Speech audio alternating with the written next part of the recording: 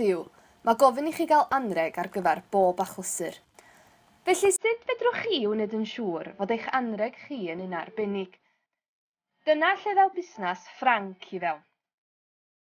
Busnes ifanc yw Ffranc yn arbenigo mewn creu lluniau unigryw ar gyfer unrhyw achlysur.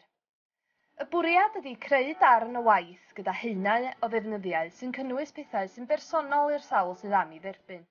Boed hynny'n enwau, ymddyddiad, yn ffotograff neu'n ddarn o farddoniaeth, bydd Ffranc yn gwneud yn siŵr ei fod e wedi asod allan mewn ffordd unigryw sy'n denu'r llygaid ac yn golygu chydig bach mwy na'r anreg cyffredin. Sefydlwyd Ffranc wedi i mi wneud anreg priodas i ffrind a chael ymateb da iawn i'r gwaith. Penderfynais fynd amdani a thra'n astudio cwrs sylfaen cael fy ngholeg Menai, fe lwyddais i gael grant gan Llwyddo'n lleol i godi'r busnes ar ei draed. Trwy lawnsio tudalen Facebook ac Instagram ac ychwanegu enghreifftiau fy ngwaith, cefais archebion yn syth bin, ac mae'r busnes wedi tyfu ers hynny. Rydw i wedi gwneud lluniau ar gyfer priodasau, cartrefi, anrhegion ymddeol, babi newydd a llawer mwy, a bellach wedi anghangu'r busnes. Rydw i'n gwneud peintiadau, o anifeiliaid yn aml ac wedi cael fy nghomisiynu i bortreadu sawl ci a cheffyl.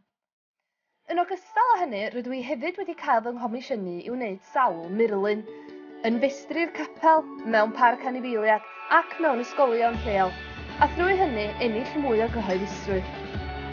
Rydw i hefyd yn gwneud cardiau sy'n cyd-fynd â'r lluniau, a bellach wedi dechrau gwneud placiau pren gyda dywediadau a di-archebion Cymraeg arnynt.